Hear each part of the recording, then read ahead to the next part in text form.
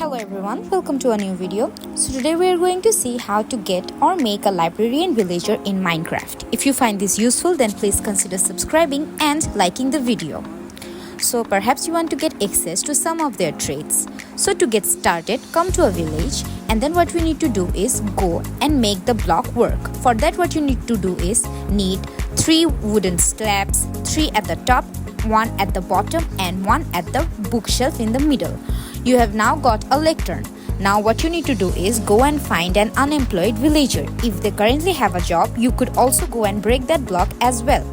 We can then go and place down the block next to the villager who's unemployed, and then they should go and take it. If they don't, you can try breaking it and replacing it again.